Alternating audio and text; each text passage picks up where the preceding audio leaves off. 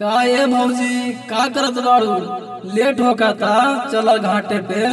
रुको ये देवर जी, अभी तक श्रृंगार न कइले, श्रृंगार तो कर लेबे दा।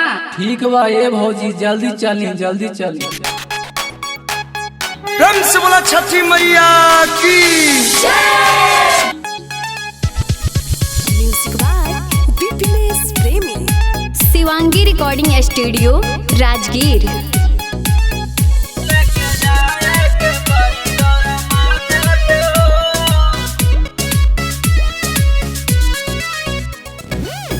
रुकी न करे दा श्रृंगार बड़ुए, अभी ला के हम तैयार बड़ुए।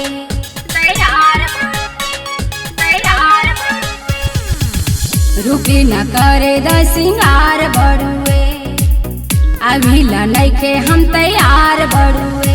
तेरी हो खाता भौजी चली घाटे पे हो, तेरे हो खाता भौजी चली घाटे पे हो।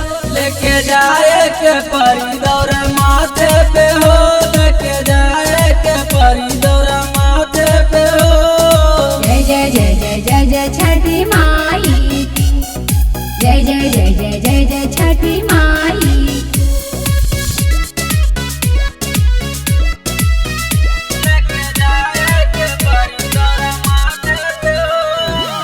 भोरे से साजत रहली दौरा हम बाटे, मेकअप कर लाए ही से देर होके।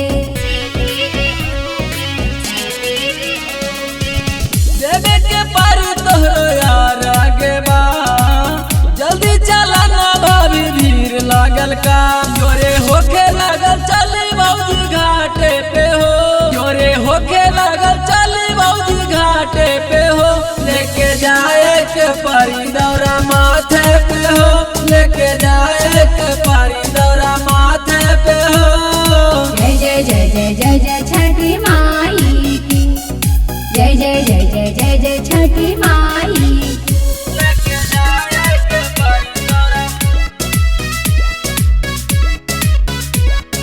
माथे पे हो। इन ले आई साड़ी मामले से जी, रुकी न रे तू पेनी खोस खोस जी।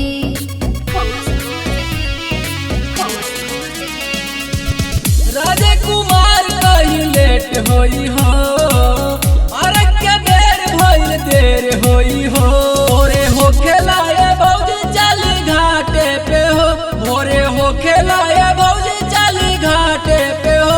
लेके जाए के परी दौरा माथे पे हो, लेके जाए के परी दौरा माथे पे हो। Shivangi recording studio Rajgir.